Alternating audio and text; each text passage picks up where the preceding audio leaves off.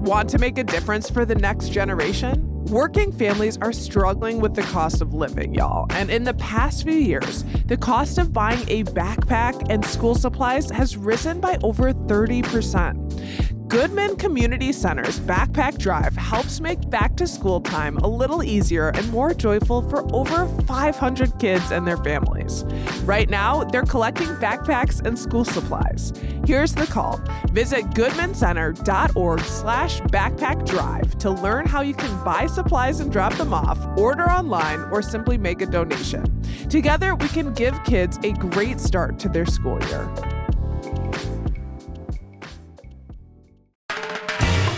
This is CityCast Madison. I'm Bianca Martin, and here's what Madison's talking about. Today, urgent and repeated calls for accountability rippled across the city after the fatal police shooting of Corey Ruiz on Willie Street. Joining you now is the official the city hired to bring a greater sense of transparency, oversight, and accountability to the Madison Police Force, Interim Independent Police Monitor Era Meek-Glass. Mika, welcome back to CityCast Madison. Thank you for having me back. It's good to see you. Yes, I'm really looking forward to this conversation. People have so many questions, but first of all, I want to ground ourselves in our humanity. It's been a very hard couple of weeks, and I want to ask, how are you doing? Thank you for the question. I'm tired, and that's not just a physical tired, but a emotional tired of just navigating through all of the layers of racism, of division, of no matter what the circumstances, a life being taken, and the impacts of that in a vulnerable community or in any community, and wanting to make sure that folks feel supported and safe in a place where the people who took an oath to protect and serve aren't seen as the safe keepers, right? And so that's a lot to navigate through. And so I know that's a loaded answer, but yeah, I'm okay though. I'm hanging in there. I really appreciate your honesty there. And it's not hitting me as loaded, but like you said, layered and honest, and trying to navigate in this moment is incredibly difficult for the reasons you shared. And I think, a lot of folks are tired spiritually, as well as I am fatigued in a physiological sense, but my spirit is tired. And I want to anchor this in your expertise and your role in the city. Can you remind folks what your official written duties are as the Madison Police Monitor and how you're responding to this moment in your official capacity? Yeah, definitely. So the mandate is pretty large as the independent police monitor. And it is really to take in public community complaints, do reviews and or independent investigations, as well as look at the policies, practices, and procedures of law enforcement, look at culture, look at dynamics that cause harm, anything that brings concern or anything that hinders the true public safety of a community and the public, the city of Madison. It is my job to ensure and make those recommendations and or pursue officers being disciplined and terminated, really holding law enforcement accountable in all aspects, as well as supporting communities through these really difficult and tragic times and situations during crisis and rapid response, and working with the PCOB, which is the community leg of independent oversight, to respond the Police to Civilian Oversight Board? Yes. Mm-hmm. To respond to the needs of the community in all aspects outside of investigations and reviews, and to help them through the community response process of police oversight. Yeah, so now you are naturally investigating the police shooting of Corey Ruiz. That happened on July 22nd. But since then, you have said you were not given all the information you need for investigation. So you subpoenaed the Madison Police Department. You're in process doing the work in the investigation component of the office. Can you explain why that happened around needing to subpoena MPD and what information you're looking for from the subpoena? If there's any movement there? Yes. Just to give context, I received a call, minutes after Corey was shot. I arrived on the scene, I would say like 35, 45 minutes, somewhere in between that time. And we initially, myself and my team were initially taking, witness statements and assessing the scene, as well as putting PCOB in place to do crisis response, get mental health workers out, get crisis response teams out. So there was multiple things happening as protesters were gathering, and I got my initial briefing from the chief, and then later on that evening, once I knew that evidence was submitted to DCI, I asked for that same evidence and was denied that. So that's where the subpoena piece comes in, because I asked them for a plan and a process to provide me with all evidence that was readily available. I was initially told they didn't have it, and then I was told that it was state law that they could not give it to me. Obviously, I know the state law and I know that no state law exists. So I asked them, what state law are they talking about? And they were not able to tell me what that law is. Let's offer some clarity for folks as well. Hmm. I meant to bring this up right away, but to be clear, your investigation is different from the one that's currently being investigated by the Wisconsin Department of Justice, Division of Criminal Correct. Investigation, DCI. Can you briefly share like what the difference is between those two investigations and why you have both? And that's might be helpful context for this information around you having troubles getting the information that you need to conduct your investigation. Right. So I operate under an authority of the city ordinance, and we have or are supposed to have unfeathered access to the extent of the law, right? And so the difference between what our investigation does versus DCI, so the state of Wisconsin has a mandate that anytime there is a critical officer involved critical incident and or shooting or death, that a independent investigation has to happen, and the police department has to choose who is going to conduct that independent investigation, right? So they most times always, I haven't seen a case where they haven't chosen the Department of Justice, DCI, to conduct that independent investigation. That investigation then goes to the DA. The DA is responsible for choosing and determining whether there are going to be criminal charges. And so that is kind of that process. And then it goes to internal affairs as they look at certain things as well, right?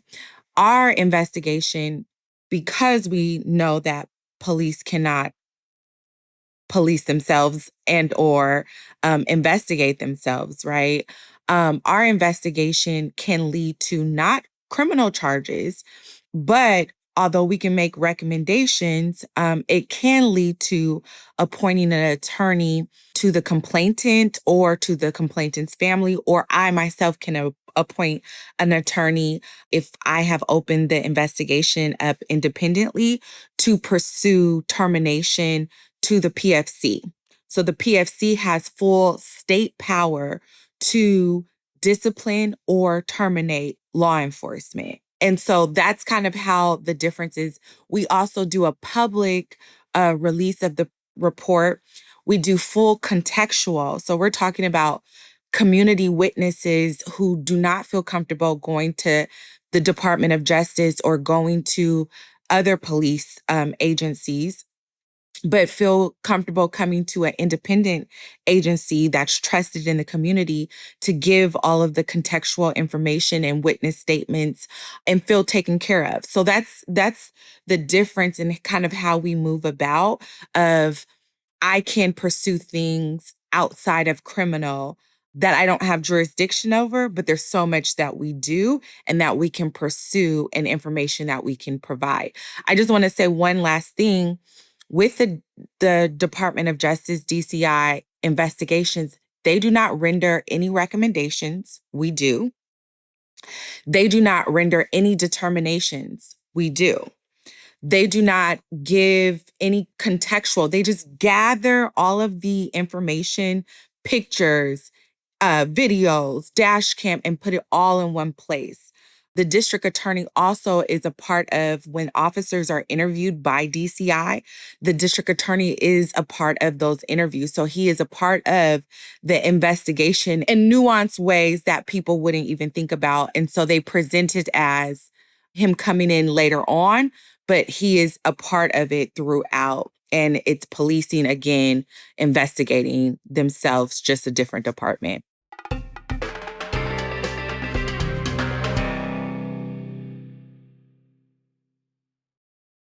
I wonder if we could come back to the fact that your office subpoenaed Madison Police Department for information. You kind of started laying out how that went and trying to figure out why you weren't getting the details that you are expecting to get from the police department. Let's return to that and flesh that out a bit more. And I'm also curious, like, do you think this is happening because they're not used to working with a police monitor? This is a new process. Like, what's going on here that you don't have what you need for your investigation? I have been here for 8 months. And while the office was not fully operating because of staffing, because of financial, all of these dynamics, right? For 8 months, it has been operating at full capacity with all of the obstacles in place, but fully operating. So I know the time frame that it takes for MPD chief and assistant chief to give me evidence because we've gone through it in real time. I know they have conducted their first independent investigation at the same time I was conducting my independent investigation at the same time. So we've had 8 months of going through these processes. So it cannot be that they are not sure. Now, I will say this is the first time they have appointed DCI as at the same time that we are conducting an investigation. With that being said, they have experience doing that. So it shouldn't be this type of dynamic. What is happening is, and I don't know if you all remember, but in the Johnson case that was released back in June, the DCI investigation omitted a lot of evidence and information that was on dash cam video. The chief of police leaked that information to the DA and the medical examiner. As I always close out a case, before I put it out publicly, I talk to the chief and let him know some of my findings, as well as I meet with the family. What ultimately took place was the DA wanting to get in front of it and say, what I found and why I cleared the officers is the only thing that matters, right? Regardless of all of this new or information that we decided to overlook, I'm not going to call it a cover up. What I'm going to say is what they decided to omit from there were 3 different levels where this was reviewed.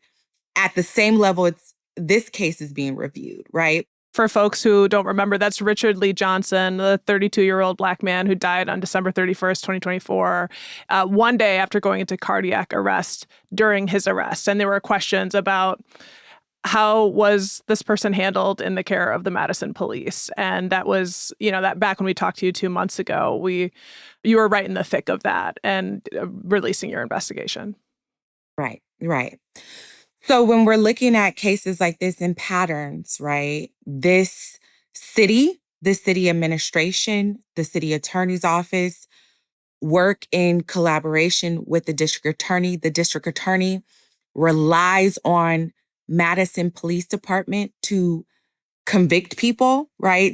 These are the investigators that are used. These are the police you work hand in hand with.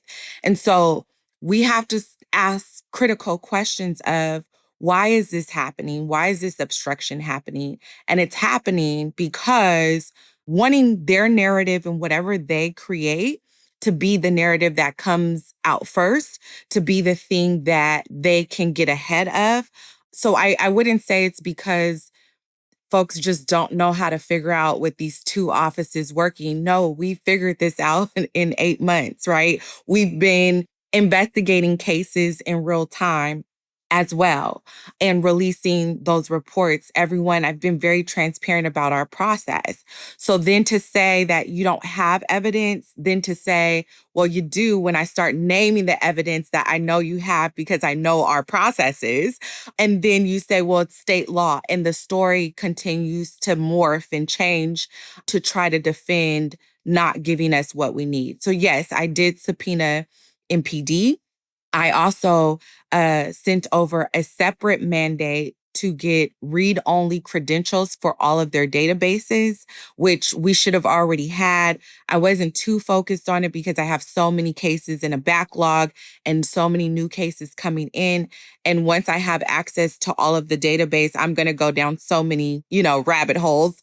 And so I just didn't want that in that time. But now I sent that request for them to get that over to me within a certain amount of business days, as well as the subpoena. And to date, they have not complied. At this point, we have independent counsel and our legal team is taking legal action. Whew. Man, I'm hearing you that you've been working with them for 8 months. And so you've seen how they can move what's possible. And, when you were on the show 2 months ago, back in June, you were sharing that you were having issues getting the resources you need. And, the Common Council proposed amendments, right, to increase the city control of your office and the Police Civilian Oversight Board. That was happening at that same time. And actually discussing those amendments was supposed to happen at tonight's council meeting. But the alders who sponsored those amendments have since withdrawn the support, effectively leaving the motion dead in the proverbial water for now. We'll see what that means. But I want to just take a beat and a pulse to talk about your reaction to what's happening there from the change of direction from the Common Council members, and a beat on your relationship with the city agencies you're supposed to be able to work with. And are you getting your independence that you needed as a result of the shooting? That is very layered. Let me just start off by saying, if the Common Council and the mayor's office put half the energy they put in trying to dismantle and trying to dilute the power of this office and suppress myself into the police department, someone could very well be alive right now. So if I'm being honest, it should not have taken someone being killed by MPD for this city to take their hands off of this office and our authority and the power we have to do what is necessary for the benefit of the community and public safety as a whole. I also have to say that it is very performative. It is very performative because on day one, I talked about BWC, body-worn cameras.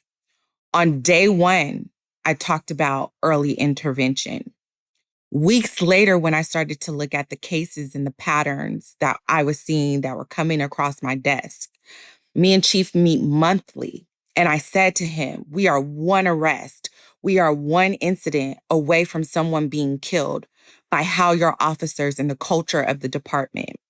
So when we talk about independence, the reality of that is that They wanted it on paper, they didn't want it in reality.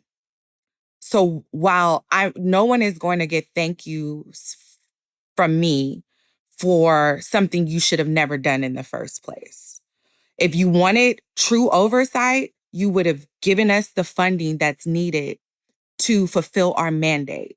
We have one of the most comprehensive and powerful ordinances in the country. And yet, you knew if we put it on paper, but we don't give them the resources and we create so many loopholes where they're not truly independent, we can say we have something, but it will not work the way it's supposed to work. And so I can't even entertain that conversation because I'm still upset that this was even a conversation and on the table and you were not interested in making sure that you came to the expert in this position to say what would actually make this even stronger and what do you need for this to work fluidly, right? And so I can make certain things work because of my experience, but that's not fair to my staff. That's not fair to the PCOB. That's not fair to the community. So I'll leave that there. But I will say that no, even now that they know that it's working the way it's supposed to work, I have been hindered at every point. And I don't have enough time here with you today to really go through that. What I say is that it has not stopped anything. Like they don't scare me, they don't intimidate me, they don't anything. I ignore everything that they have going on down to what the mayor just released the other day, which was her FAQs. And I am releasing ours to give people the real information because this city, I need critical thinkers. This city has a way of manipulating, has a way of twisting, even down to the laws. And I need people to think for themselves. I need people to see for themselves. And I need people to understand that regardless of all of the obstacles and the obstruction, we are making things happen and getting things done. And so we have legal counsel again that are going to fight on the legal side for us. And I'm going to continue to fight and get what we need to get the truth and transparency out to the people.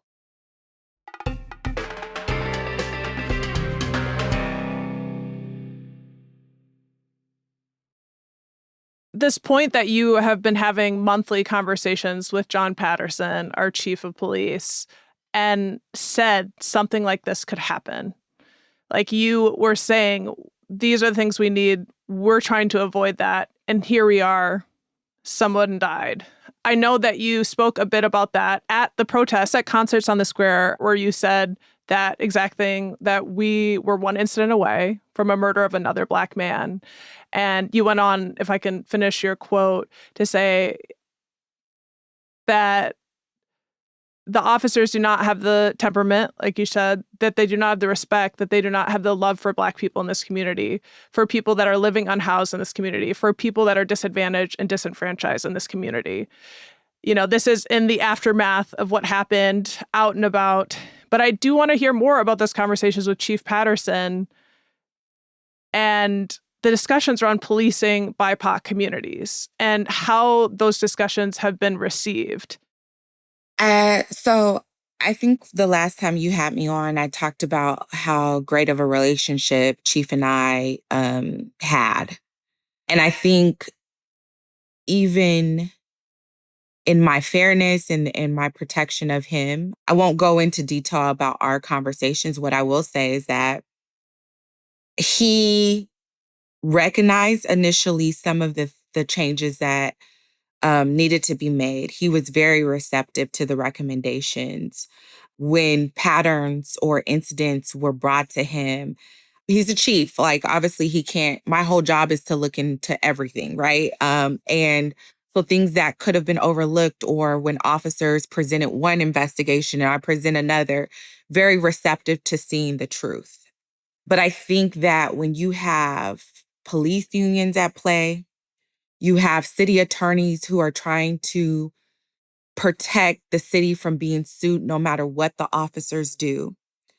You have the police union who protect the officers no matter what the officers do. You have a mayor who tries to manipulate all sides and aspects and play both sides.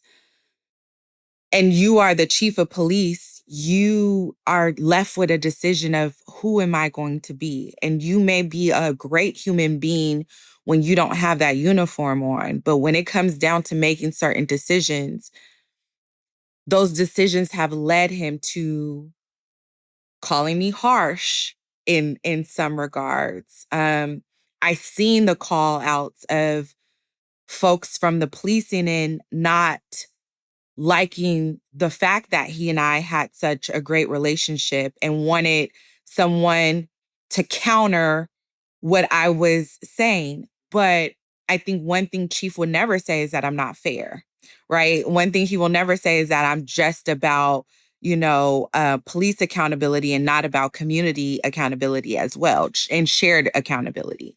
And so we had a lot of tough conversations, but I think when it has come down to it, you have to make a decision on what type of leader you're going to be. And those conversations have led in the later part to protection of police and law enforcement, regardless of the truth and the findings and the information put in front of you and justification. I've had to grieve who I thought he could be in this position. Mm.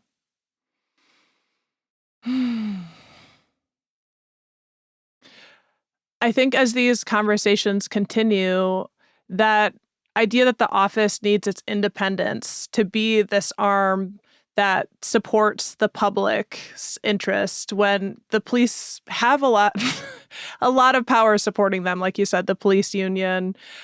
It's almost like making it a fairer it is making it a fairer space for civilians to get accountability in places that the accountability hasn't happened in the past. Like there was a reason that you have this charge that this office was made. And, the city's independent police monitor, independence is everything.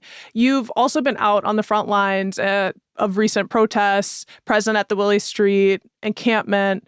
Some folks may say that that impedes on your, quote, independent label. How would you respond to that? My independent label is what allows me to be out there, right? It allows me to be out there because, first of all, when we just had an officer kill someone, regardless of any other details, a life was lost and there's high emotions. And so you want someone with the experience who has the ability to do crisis response and who has the ability to keep folks safe. And the PCOB chair, Maya Pearson, jumped in and called the other PCOB members and went into action to be out on the front lines to keep folks safe because we weren't going to have law enforcement out there. Making sure that law enforcement left the scene. There was incidents of certain things happening between officers and individuals, and I had to get in between. Me and Maya got in between two guys with guns on opposite sides of each other. And so we have the ability to and the skill set to de-escalate. I also talked about, and I can talk about regardless, anytime a life is lost by the people that are supposed to protect and serve, regardless of all of the details that will come out, we have to examine and call it for what it is and examine what we could have done better, regardless. And so I also have the ability to call out that I needed the information and all of that. I have a really difficult job to do. I have to show up and as a human being, as a Black woman, and as a community member to support the community, I have to show up. People don't understand or get to see. I show up for officers in so many ways. There are so many law enforcement folks that feel comfortable that I'm going to protect them as well when they have to give complaints and have to say what truly happened. I'm navigating so many people on different extremes, different backgrounds, and I show up for everyone equally. So that is what makes me independent, is I have that ability to do all of that and speak truth to power at the same time. And that is my style. There are other styles of oversight that I may or may not agree with, but mine is always going to be rooted and centered in community. It's going to be rooted and centered in equity. Equality gives everyone the same thing. Equity gives people what they need. And it's going to be rooted and centered in racial and social justice. And that is what makes me independent. Well, as always, there's never enough time to talk with you. There's so much more I want to dig in further, but this has been very insightful. And as we wrap up here, I just want to give you this space if there's anything that is on your mind, as well as like what's next for your investigation. So as soon as we are getting the evidence, and you'll continue to hear me talk about receiving the records and evidence that is necessary and needed, the city is currently obstructing. MPD is currently obstructing, and we're going to be fighting to get that. But I also just want to say that there are so many things happening that are responsive and transformative for the community. And I want folks to know, regardless of who you are, what you believe, this work is rooted in love, and we're going to continue to be moving forward to make this city what I believe it wants to be. Mika, Arameek Glass, our interim independent police monitor, thank you so much for taking the time to come on CityCast Madison today. It means a lot. Thank you for having me. It means so much to be here.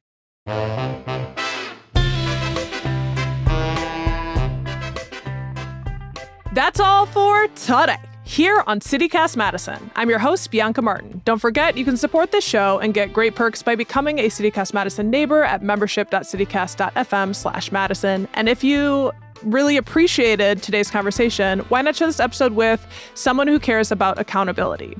Seriously, help spread the word about CityCast Madison and the work we're doing and this conversation. Send it to your friends, your family. Keep the dialogue going. And we will be back tomorrow morning with more stories from around the city. Until then, take good care and thanks for listening.